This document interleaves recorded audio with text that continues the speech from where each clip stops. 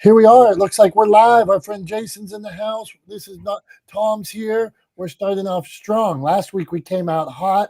This week we're talking about inaction or mistakes. What is more costly? No, this is not the smartest guys. How you doing today, Tom? I'm doing well. I think last week we came out hot, but it was raining.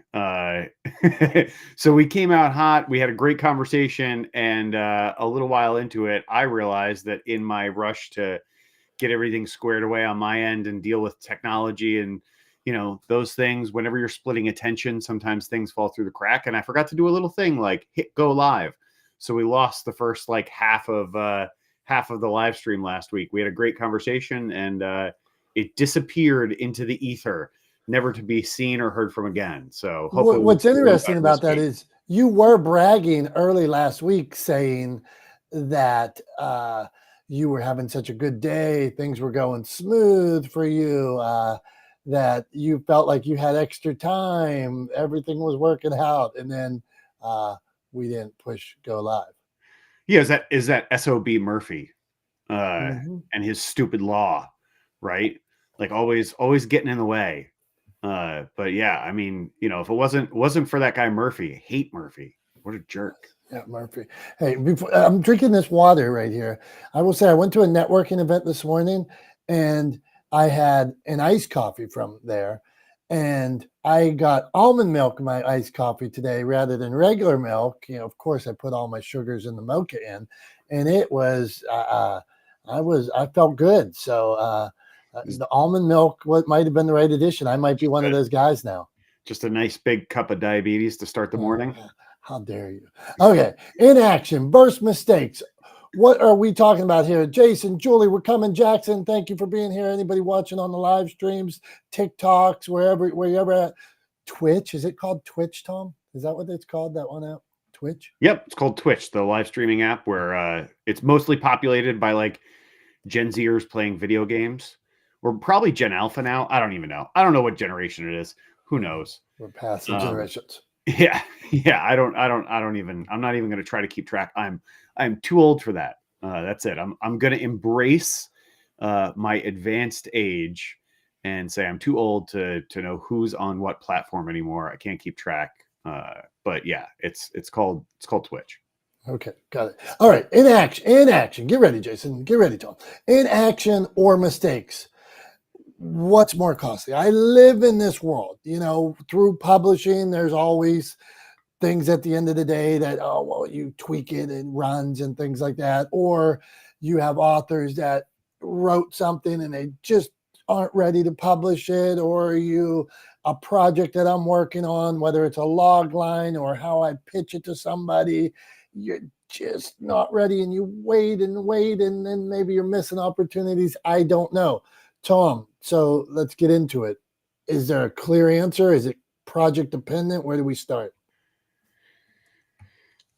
I mean, I think for the sake of argument, for the sake of conversation, I'm going to speak in a little bit of generalities here, right? Because it's just hard to get, if you get too into the nitty gritty or into the details, you end up talking about individual circumstances rather than sort of broad concepts, right? So we're going to speak in generalities a little bit, but I think that almost without exception, inaction is more expensive than mistakes, or are more like not taking action is more expensive than making a mistake, right? I have to make sure we got things in the same tense. One's plural, one's not. Anyway, inaction is more expensive than making a mistake, I think, almost without exception. And that's because to quote our friend Bill Shakespeare, geez, I can't even say his name. To quote Bill Shakespeare, to err is human, right?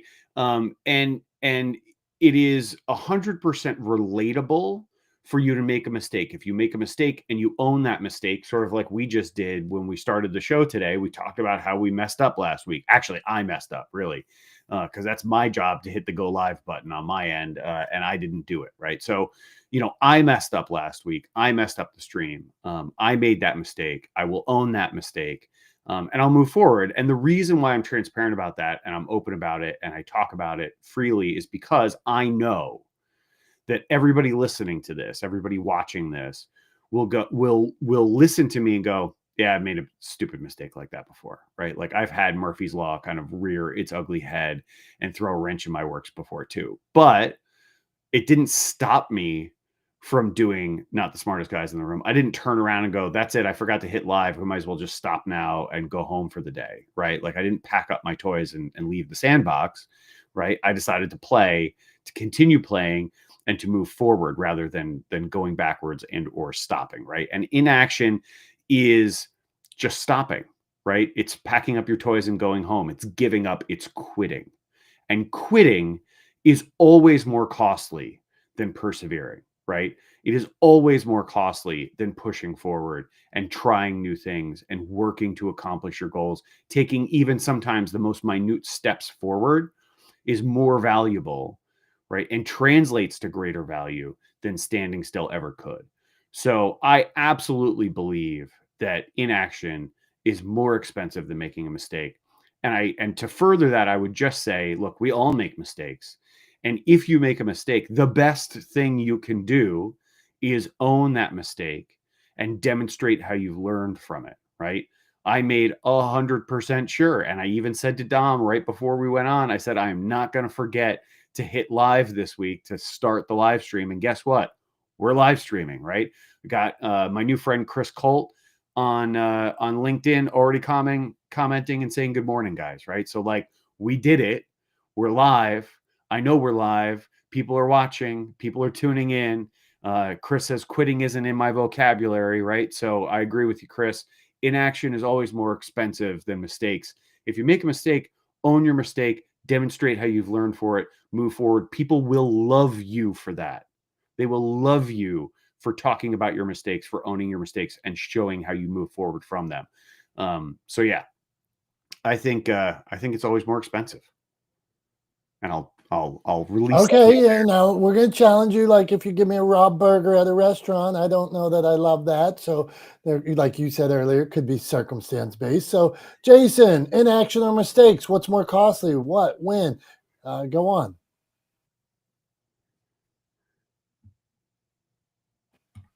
Jason, I hear you. Jason, I we heard. can't hear you. We see you're unmuted, but I can't hear you at And all. he's got a hat on too. Julie doesn't have a hat on. One look, I'm looking at pictures, profile pictures. I see I have a hat on there. Tom has a hat on. Jason has a hat on. Julie doesn't have a hat on. Is that better? Okay, yeah, sorry. now you sound great. Go on. Okay, so you're putting me in a quandary, and that is a mind. I can't say the certain word I want to come to, but let's just say, you look at the definition of a mistake: an action of judgment that is misguided or wrong. So ask yourself, were you going according to your assumptions, what you felt, what you believed, versus you ignored evidence that may have led you to a better outcome, or an action that you were wrong? You know, hey, I made a bad choice. I didn't know, but I made an action. It happened. Then you look at the, the verb tense of it. It's like you're being wrong about it. It's okay.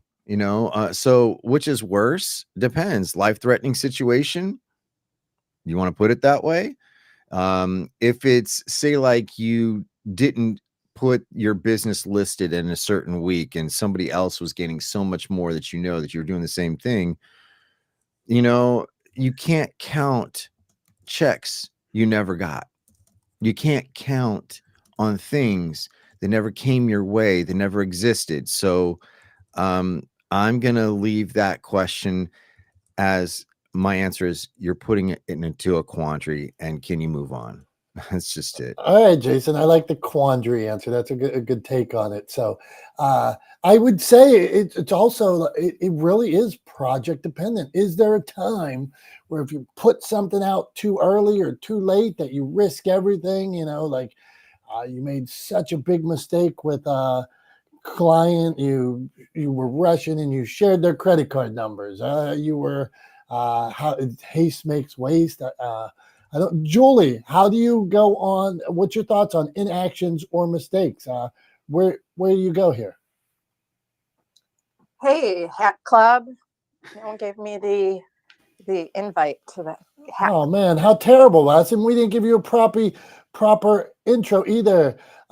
Julie Loken from Mediacasters and also founder of Creative Con. What do you got for us, Julie? Well, I am one that probably pulls the trigger too quickly. I'm not an overthinker by any step of the imagination.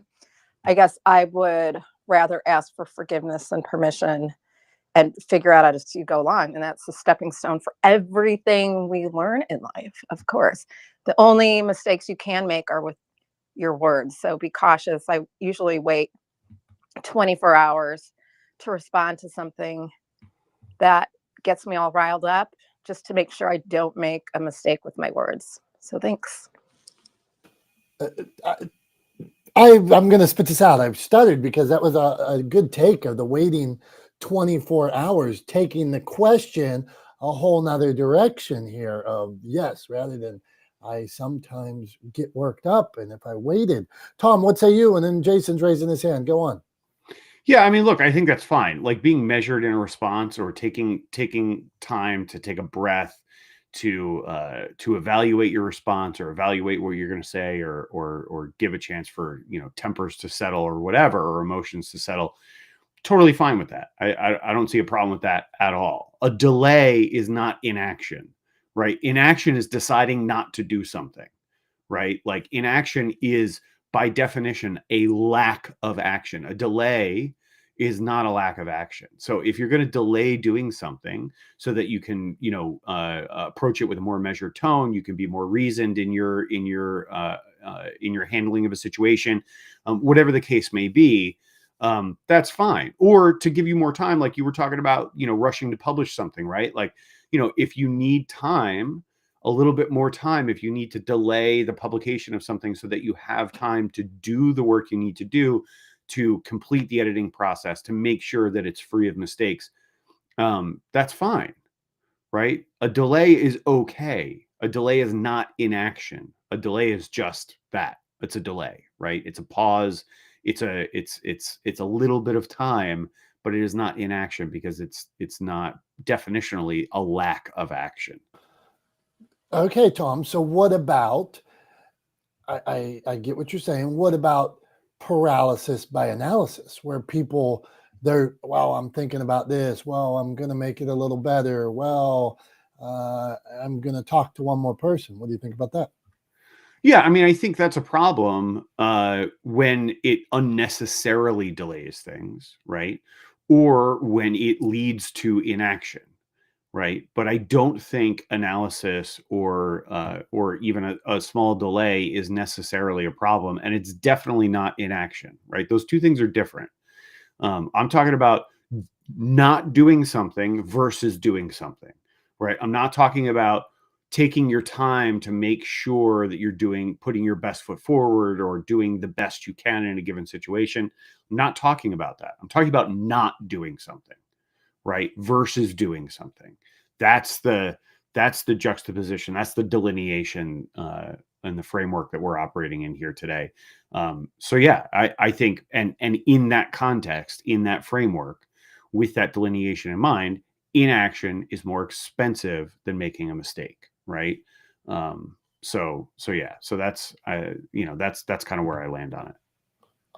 Got it. All right, Jason, you wanted to add something in? Husan, we're coming to you. Yeah, I do. Okay, well, let's use Julie as an example, just what she said earlier. You guys are wearing hats. You guys have always worn hats. You never changed your picture ever, right? So is it an opportunity for her to wear a hat and or take a picture and take it? Of course it is. Is it going to hurt her? No. Is that her inaction? Would she feel better if she had worn a hat in her picture? So these are things that it's like, what do they say, that contrast and comparison are the killers of all dreams? I will add to that by saying that a Stoic will tell you that it's not about what happens in the outside world. It's what all you control and inside of you, and whatever comes out your mouth. That's the only things you can control. So just using that, people use those in passing, and they never realize that maybe you might be creating a condition that's unnecessary. And if you recognize that condition, you can actually take more action and maybe take more time to decide to do the things for the best outcomes. So yeah, I wanted to add that.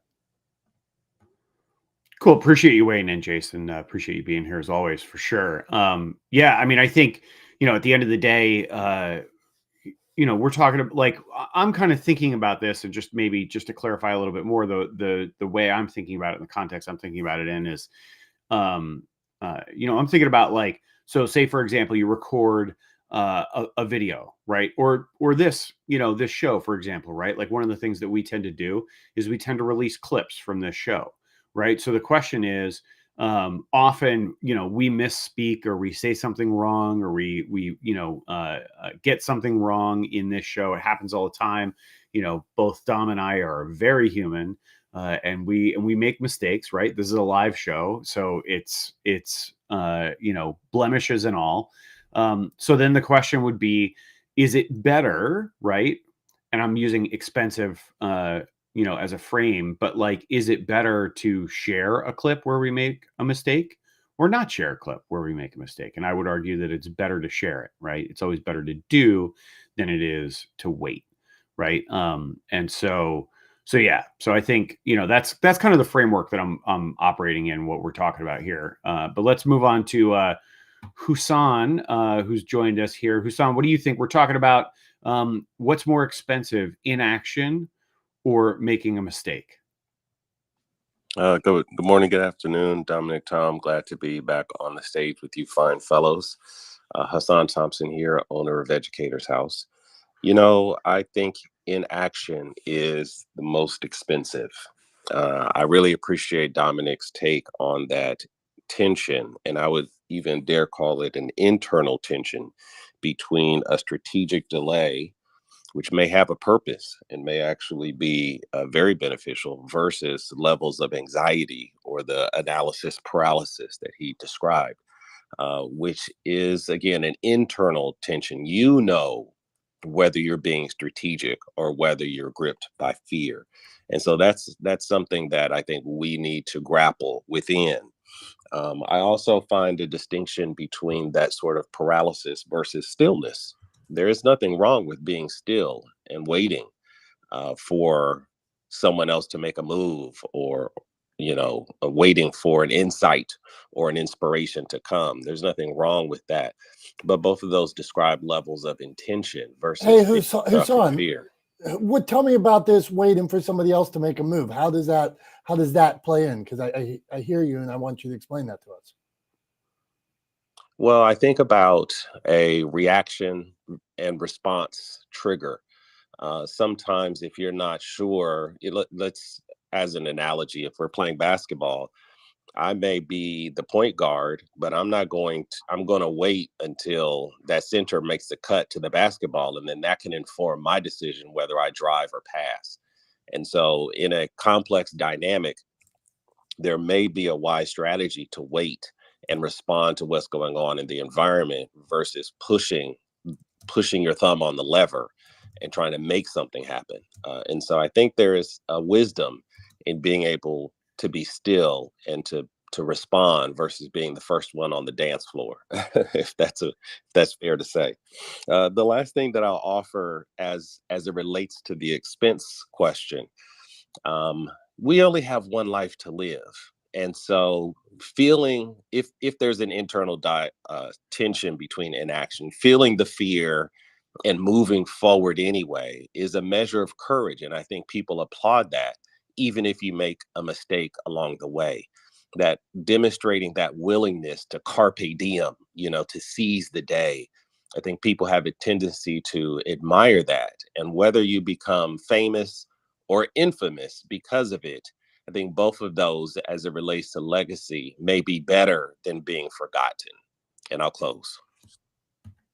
Hassan, that was all great. Really appreciate you being here and sharing that. It made me think of one thing.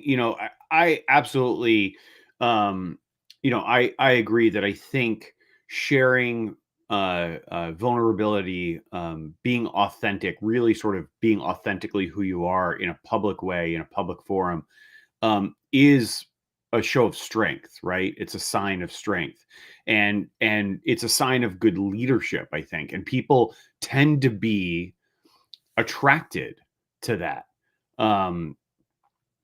tend to be attracted to people showing strength through vulnerability, tend to be attracted to people showing strength through authenticity. And I think all of those things are incredibly important to do. And a great way to do them is to move forward, to push forward and make mistakes, and then own when you make mistakes. I mean, obviously do it in a measured way, do it in a reasonable way. I'm not saying, you should always just run out and be impetuous and do the first thing that pops into your head.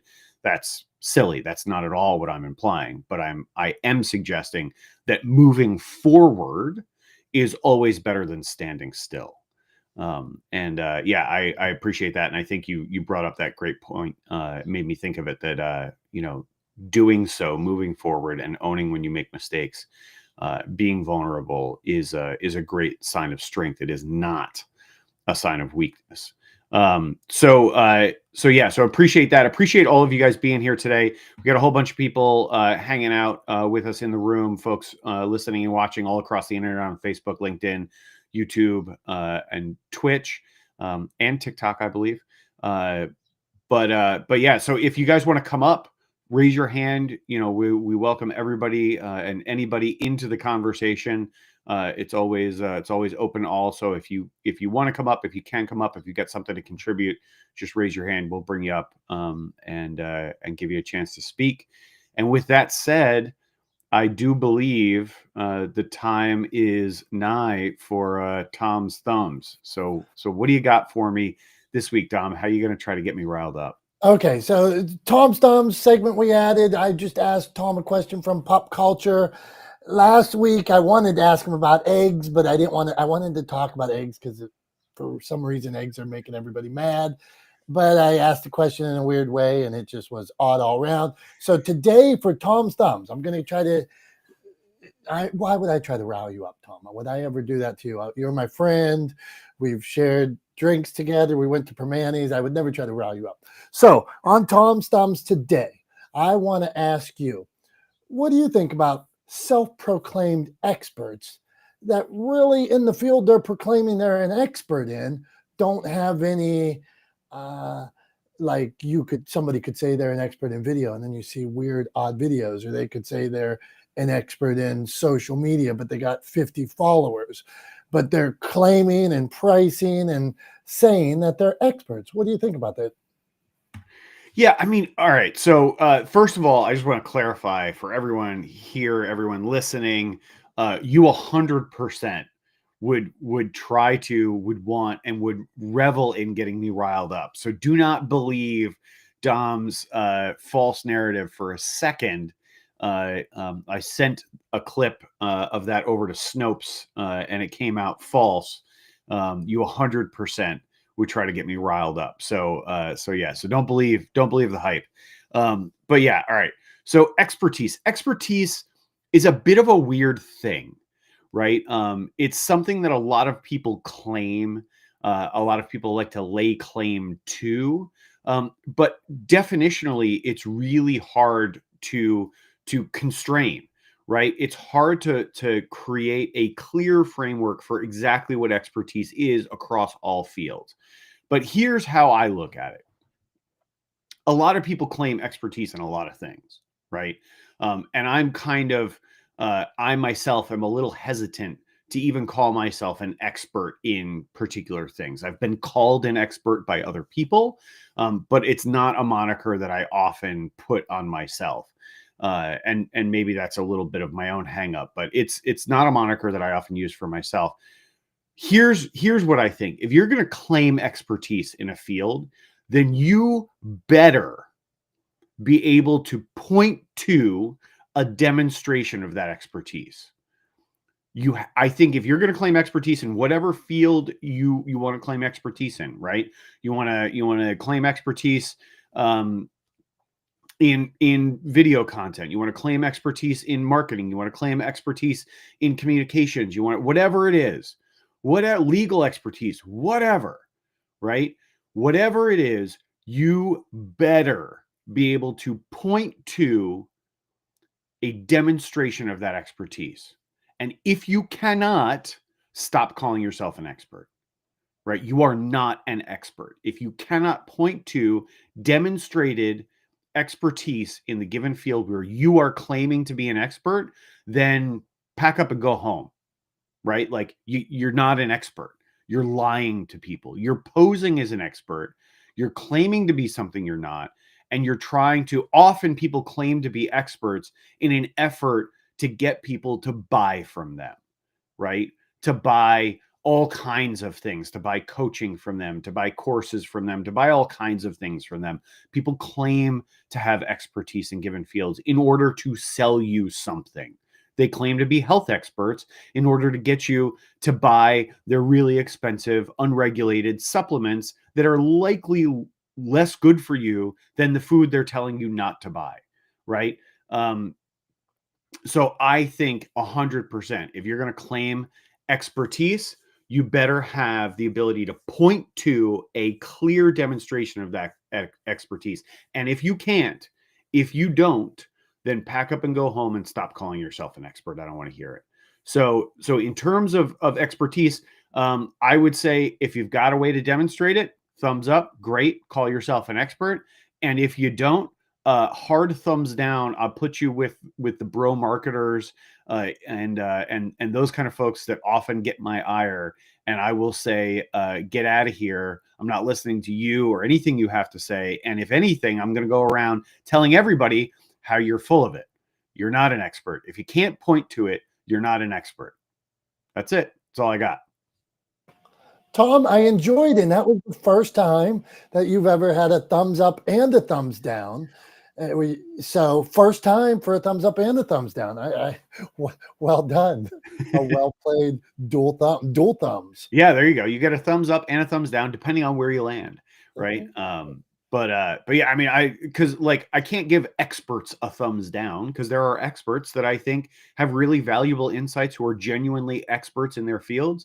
That have really great insights and knowledge to share and that I enjoy listening to and that I learn from. So I'm not going to give expertise or experts a thumbs down, but I will give people who claim to be experts on the internet and cannot demonstrate their expertise. I will give those people 2 thumbs down all day, every day. Yeah. Okay. All right. Good stuff. This is not the smartest guys in the room. That was Tom's thumbs. We're talking about inaction or mistakes. What's more costly? That was a little take on experts. Jason, you had your hand raised, and we're coming to you, Brian Swift. As Tom said, thank you, everybody, for being here. We appreciate it. I'll save my point, but I prefer here to Brian. Let's give Brian, a swing at it. All right, Brian comes out swinging. I can't wait to. Brian is my friend. I'm going to see him in the next couple of days in Chicago, so can't wait. What do you got, Brian? I believe that inaction is more costly than mistakes for this reason. I don't believe that you'll learn anything from inaction. I once had a president of a company I worked at said, if you don't know the answer, do something, because in doing something, you will either find out what you're doing is right or wrong, which will lead you ultimately to finding out what you need to do right. So inaction doesn't lead you anywhere, right? It's like quitting. To me, inaction is almost like quitting. So I would much rather make a mistake. And in the amazing words of my mentor, John Maxwell, sometimes you win, sometimes you learn, and a mistake is an opportunity to learn. So if you frame it in terms of, I'm either going to find out something right or I'm going to learn something, I would much rather see somebody make a mistake and learn from it than not do anything. Doing inaction to me is as close to quitting as you can get. I'm complete. Right on, Brian. And you are somebody that always pushes people forward, even as a coach. You spend time with that work. Just take that step. So appreciate all you do, my friend. So stick around. All right, inaction versus mistakes. We got Vanessa here, Debbie, Dave. I'm on Dave's 500 episode of his podcast, Living the Next Chapter. Love it. Okay, Chris usually talks smack on Tom. He's his good friend. He's been nice to Tom today. Mimi, welcome. This is Who's in the Room.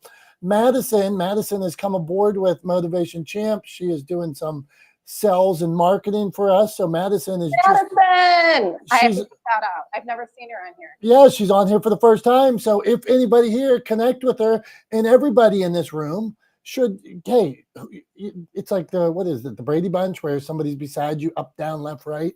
Connect with them, check out their bios, see what they're doing, see what they're into, and who knows, it could be maybe you are all into something big. Okay, so Tom, inaction versus mistakes. What's more costly? Any experience where you went one way or another on this, where you went the opposite of what you usually do, where like let's say I would take action and then I'm like, shit, I wish the more I learn, to Julie's point of like, even I'm probably always taking an extra little bit of time to ponder, where maybe early on I went, yes, I'm in. I'm moving it forward in some way. And that's what you said earlier, Tom. Well, you're moving it forward, so it's not really an activity. So any times where you missed the boat on this? Nothing specific is jumping to mind, to be perfectly honest. But I think, undoubtedly there are times in my life, I can't think of a specific example, but I would bet money that there have been times in my life where I have missed opportunities because I failed to act quickly enough, right? Or I failed to act, right? And so I missed an opportunity because of that failure to act. I think, I'll give you an example. Like, I don't have a clear example off the top of my head, but I know this situation has happened or did happen in the past, that there were times when I first started my business when I would get I get a project, I get really focused in on that project, and I wasn't good at sort of keeping up with past clients and contacts or whatever, and I would let things go silent for too long, right? And there were definitely times when I reached back out to somebody, months later, and they said, "Oh, I didn't know that you were still, I didn't know that you were still doing things, or I didn't know you were still around, or I thought you had gone back to TV or whatever, because I hadn't heard from you. So I called someone else for a project we just had," right? And so I missed opportunity because I didn't stay front of mind, because I didn't stay present for people, because I wasn't good about staying in touch, right, and being active in sort of networking and that kind of thing. So, for sure, 100%. I definitely have missed out on opportunities because of a lack of action. Absolutely.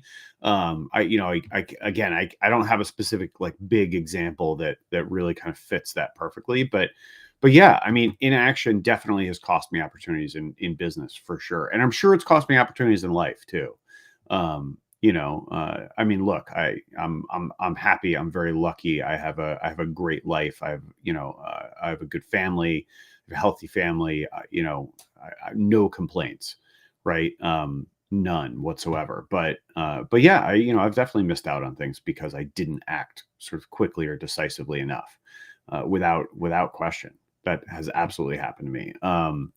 And I think it's one of those things that if you know that and recognize that and can own that, then it gives you that impetus to maybe move forward, not with more determination in the future, not necessarily sort of more rashly or without thinking things through, but knowing that you have to kind of keep moving forward. You cannot sit on your laurels and hope that things come to you, right? Because ultimately they probably won't. You'll be disappointed with the results from that kind of attitude, I think.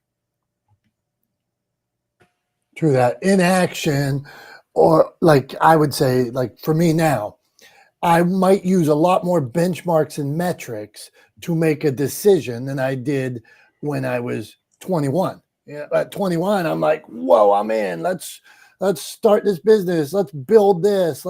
And now I'm thinking, okay, well, what's this? What's the plan, or what's the blueprint to getting where I'm going? So this conversation is interesting conversation, because sure, we could jump on anything today. Well, how much thought did you give it? Is this the first time this idea ever popped in your head and you're driving to the bank emptying your ATM to start it. Well, I don't know that might be a little too much action.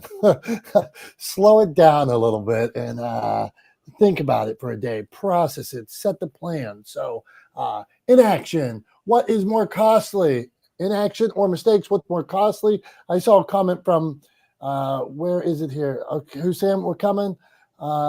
It says inaction is more costly.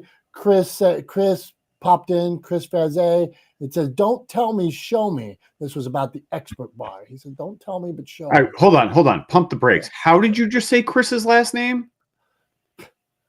Fraize. Frazzy. That's a Fraze. What do you I think want? you said Fazet, and I don't know No, I how didn't you say. got there. You But don't. No, I didn't. his last name Wait, is was that a Phrase. mistake or an inaction of you learning how to pronounce it? Was Tom his- not listening to me? What do you Yeah, think? I don't know. I couldn't hear you because I got interrupted, but I'm saying his name is Phrase, Chris Phrase. Okay, I think Chris Phrase. Okay, that's what I think he said. All right, Husan, what say you on the subject? Go on. You know what I appreciate about your last share, Dominic, about being young and perhaps a little more impulsive than wise, is I consider that the tuition of expertise. I think oftentimes we have to go through these mistakes in order to get to a certain level of that deep understanding even to ask for the blueprint, let alone to know what belongs inside of it. And I've been to my fair share of marketing rooms where they try to pressure sell you from the stage. And I think in those spaces, sometimes inaction, even though it may or may not be intentional, is really a good thing. But if we do make that mistake and buy that coaching course that really yielded us very little results, on the back end, as someone else mentioned, there's still the opportunity to learn from those mistakes in order to be wiser in our further along in our journey. And so even though it may cost us in the short term, I think in the long term, the journey of making mistakes and failing forward ultimately is still going to be a good thing. Thank you. I yield back.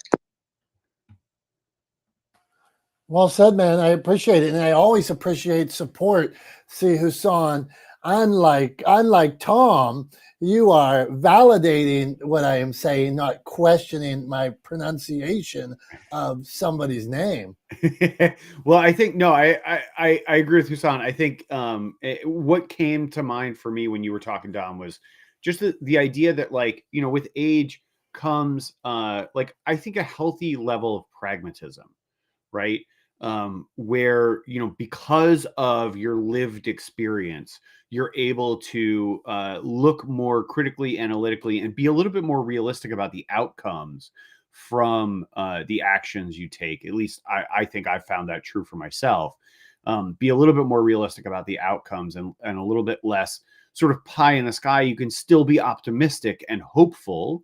And I try to be every day, but I'm also a little bit pragmatic, and try to be honest about where I think things will go, right? Rather than just sort of latching on to you know, that sort of pie in the sky thinking that you know, like you said, I mean, you know, it's funny because, like, the name of my company, like the name of Talex Media, started that way, right? It was a buddy of mine and I in our 20s who had a crazy idea for a business.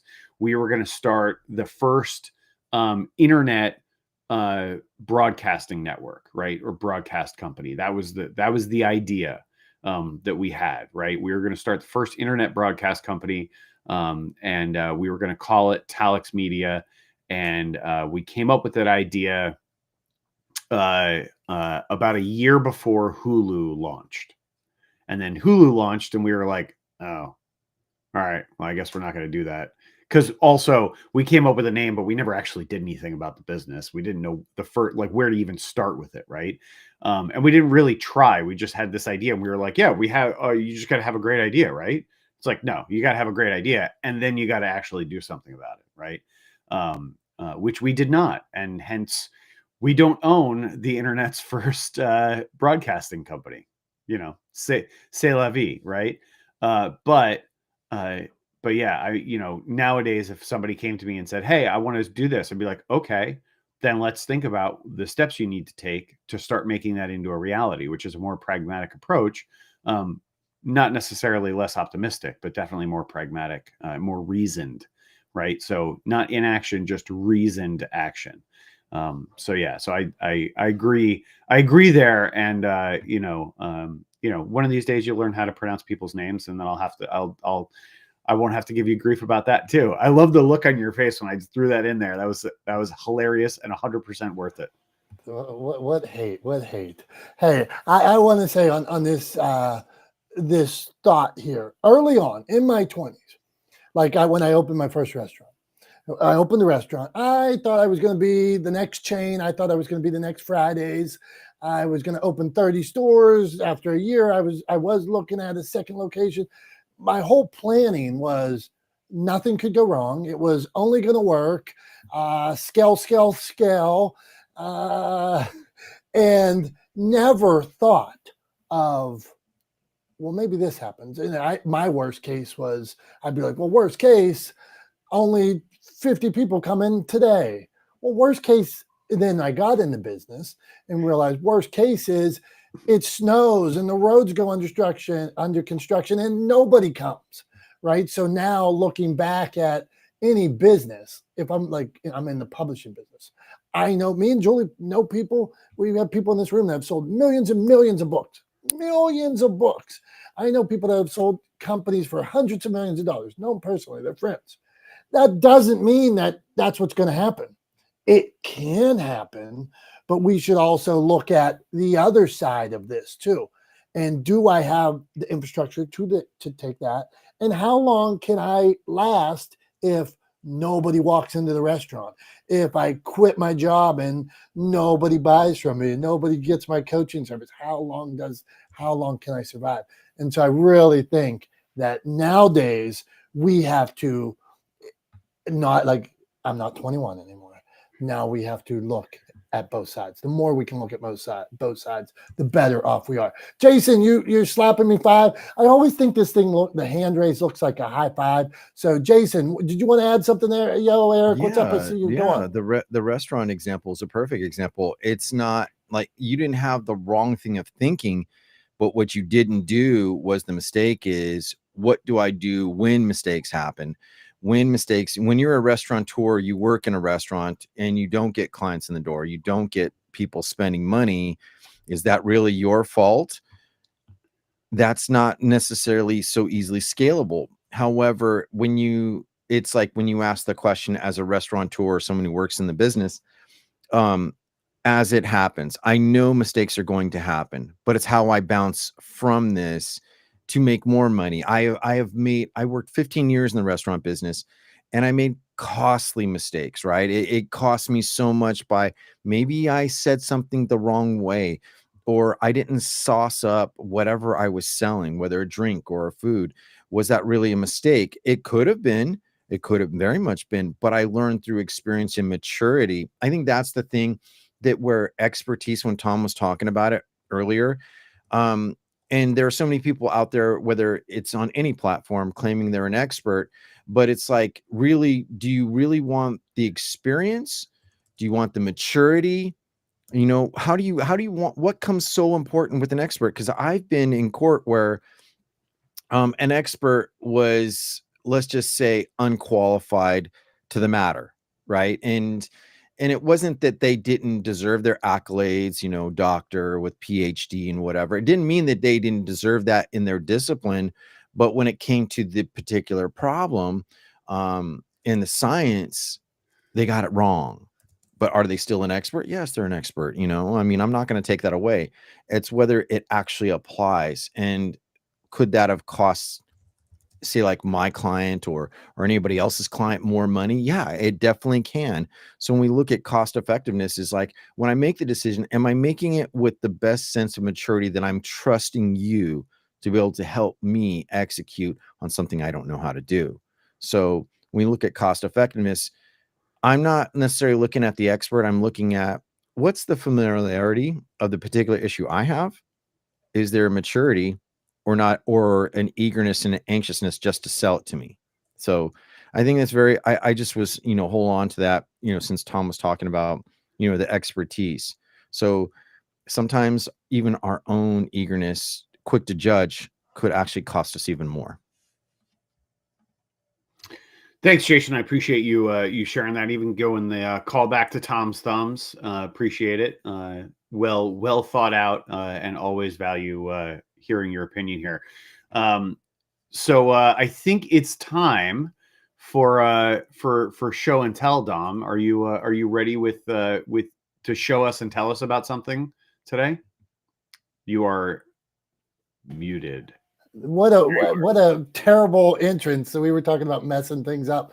We've done show and tell for 2 years, and I can't start on turn the mic on. Okay, show and tell is simple today. Sometimes you get smacked in the head, and then you get smacked if you get smacked in the head a couple times, like if I make a mistake, and then I make the same mistake, and then I make the same mistake, eventually, is it on me? So today I'm going to show you something so simple that it was a mistake I thought I made. And you could say, well, it wasn't a mistake, but it happened multiple times. So I think I should make the adjustment. So a few years back, I decided it would be so cool to have a completely digital business card. I'm like, oh, digital, I got all my information here. Just watch this and I'll put it right in your phone. So I'm at these networking events. I'm like, here, hold me your phone. Stuff going into their phone. It's a process.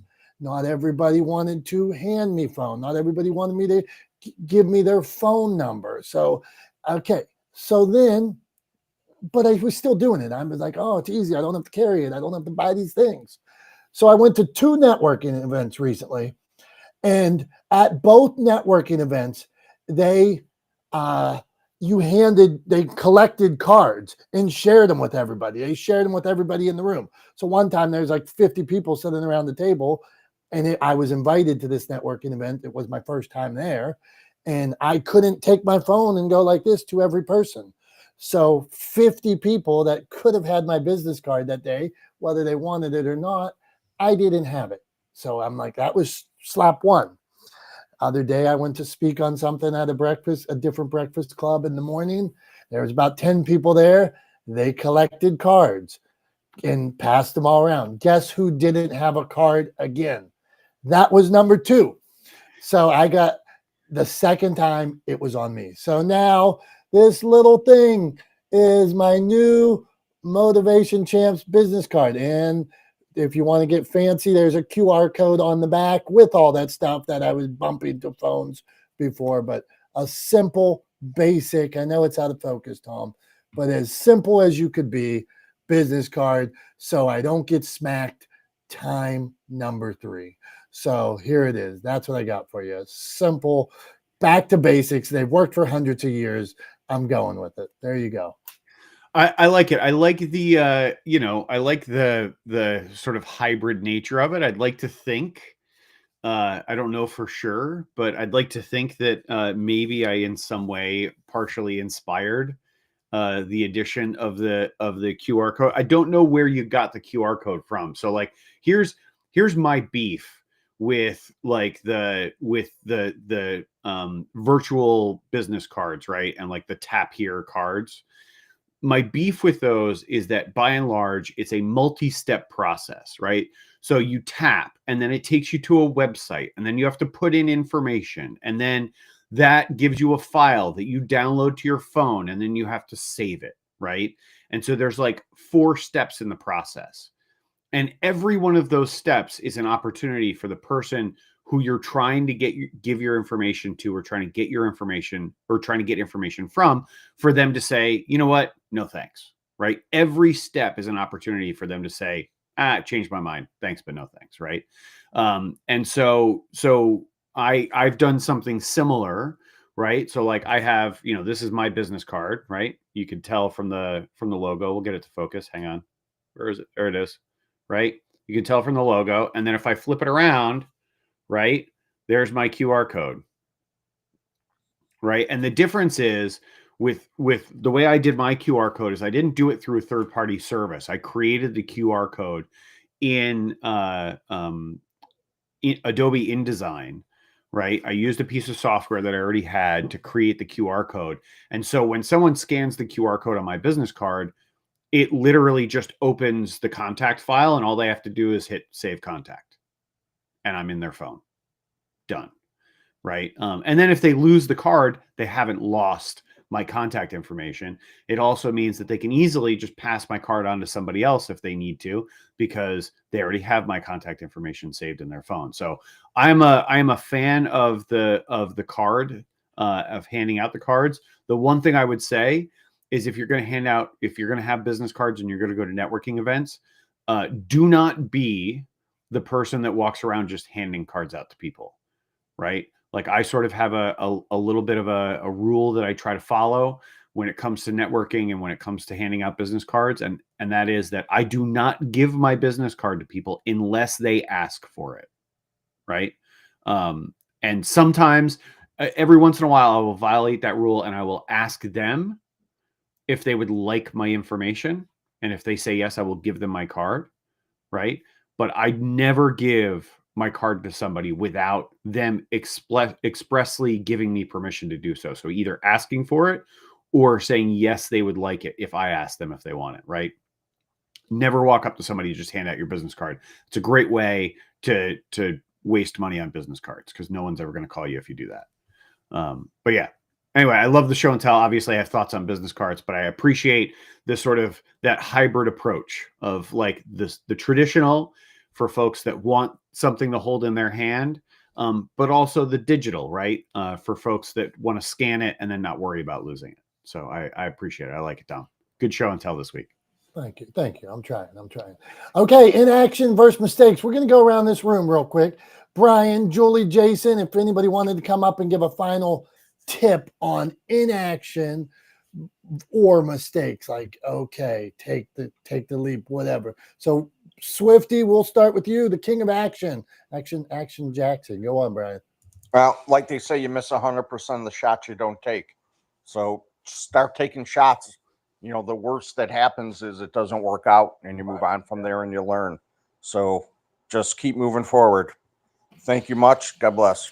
Right on, Swifty. And all your eggs aren't in one basket. You just keep shooting, right? Absolutely. You've got to, and you got to make sure that your eggs aren't in all in one basket. I mean, that is a deliberate move and something you do deliberately. So being present, making sure that you're taking shots in a variety of directions is even more key than just taking a shot. So I'm complete. There we go. Julie Loken, who is never afraid to go for it. What do you got, Julie? You got a tip for us? I know she's here. Come on, Julie. Okay, we'll come back to Julie. Jason, what do you got, man? You come out hot sometimes, so I don't think you're afraid to go for it. What do you got? I'm always willing to go for it. I'm going to use a line from somebody else. You know, you can't collect checks for work you never did. You know, and that's it. There's so many times that this question is so important and proper to people to ask themselves, from the New Year's resolution of I'm going to get better with my health to I'm going to learn about financial securities and literacy so that I can know how to save and invest, you know. So it costs more when you just don't take an action when you can. Appreciate you, buddy. I knew it. All right, Tom, I got nothing more to say. It's that time of day where I got nothing, man. I got nothing. Sometimes I text Tom and I say, come on, man, carry me today. Maybe my caffeine ran out from my breakfast club this morning. So inaction or mistakes. Tom, can you give us a wrap up? Absolutely. Is it the caffeine wearing off, or do you think you're crashing from the sugar? You got a little sugar crash going on from like. I only put 2 packets of the raw sugar plus the mocha in there, so I don't know. All right, so but then also was the almond milk sweetened? I don't know. Hence why I called it diabetes in a cup. But anyway, hey, look, you do you. If you wanna have coffee flavored syrup for breakfast, like that's all you. Personally, I like coffee, so I'll just drink coffee with a little bit of milk. But anyway, to answer your question, Dom, yes, I can provide a wrap up. And I think, we've talked a lot about inaction being more expensive than making a mistake. And I think there's a couple of examples of that from business that spring to mind that I wanted to share real quickly with everybody as we wrap up the room today. All of us here probably remember, I think all of us in this room are, with the exception of maybe Madison, who just started working with you. I don't know how old she is exactly, but I'm guessing she's significantly younger than us. Most of us remember going to Blockbuster, right? Or going to the video store when we were younger, renting videos. I mean, I remember renting, for years when I was a kid, it wasn't DVDs, it was VHS tapes we were renting, right? Going to the video store, growing up. So we all remember going to Blockbuster or going to your neighborhood video store, which ultimately a lot of them became Blockbusters over time, right? And here's an example of Blockbuster, which I think there is one remaining in the world. I think there's one remaining Blockbuster in the world. Otherwise, that company has shut down. They declared bankruptcy, corporate bankruptcy, a while back. And I think there's one remaining store left. But in 2000, so 25 years ago, in 2000, Blockbuster had the opportunity. The deal was on the table. It was a possibility for them to just say yes. Blockbuster had the chance to purchase Netflix for $50 million, right? And of course, with the benefit of hindsight, we look back at that and go, oh wow, that was a bargain, right? Like that was the steal of the century at the time. I forget what Netflix's market cap is, but I'm pretty sure it's in the hundreds of billions now, right? So they had the opportunity to buy a company which ultimately grew to be worth hundreds of billions of dollars for $50 million back in 2000. And that is a number that Blockbuster could have managed, right? That is a number that was realistic for them to spend to acquire Netflix. They could have done it, and they chose not to. They decided not to take action. And now, as I said before, there is one Blockbuster, one left. Of the thousands of stores they had globally, there's one left, right? Another good example is BlackBerry. For those of us that are, in our mid 40s or older, we probably had Blackberries at some point. I just looked this up in 2007. BlackBerry controlled half of the U.S. cell phone market, right? 50% of the phones sold in the U.S. in 2007 were BlackBerries. It's a huge market share in any industry, especially when, there were a bunch of other players in the market at the time, but they controlled half of it. But because they didn't adapt to emerging smartphone technology, when the iPhone was launched, BlackBerry didn't adapt. They said, no, people aren't going to go for this whole touchscreen thing. They're not going to want to type on a virtual keyboard on the screen. They're going to want the physical keyboard. We got this, right? We're good. Because they were late to try to adapt to it. In 5 years, between 2007 and 2012, they went from 50% or half of the cell phone market to 5% of the cell phone market. They lost 45% of their market share in 5 years, right? 9% market share a year if it was a steady decline, right? That's astounding. It's astounding how much that inaction cost them. And then lastly, I will give you this example. This is one of my favorite examples for sort of not being adaptable, not taking action, and not being willing to adjust or change or evolve your brand or business with the times. And that's Kodak. Everybody knows Kodak, right? Kodak was a company that was founded in Rochester, New York. It was the largest producer of film in the world, also a huge camera manufacturer. They made everything film and camera related, right? Huge company, huge employer. They invented the digital camera. They created the technology that led to the digital camera. But they decided not to step into manufacturing digital cameras. And Kodak is now a shell of the company they once were. It is a fraction of its size, of the size that it once was, and it's because they chose not to manufacture digital cameras. They chose inaction over pushing forward, maybe making some mistakes, but ultimately being able to retain their market share and or grow into the new industry that was digital photography. So those are just 3 examples from business, like off the top of my head, really quickly in this impromptu wrap up that I could think of. I bet you I could think of a ton more, but inaction with these cases has cost these companies billions of dollars, right? Far more than a mistake would have cost them had they chosen to just move forward with buying Netflix, right? With adapting to the smartphone market, with launching a smartphone, and with manufacturing digital cameras. So I will leave everybody with that. Inaction is almost without fail more expensive than making a mistake. So move forward, push forward. When you make a mistake, because you will, own that mistake, admit to that mistake publicly, and work to correct it publicly. People will love you for it. That's all I got for this week. Thank you all for being here. As always, we appreciate you. I appreciate you. Dom appreciates you. Dom, have fun this weekend at Creative Con in Chicago. I hope it goes fantastically for you and everybody involved. Wish you all the best. If you guys haven't gotten tickets and you're in the Chicagoland area, make sure you check out Creative Con and get tickets for that event. It is coming up this weekend. Check it out at the Intercontinental Hotel in Chicago.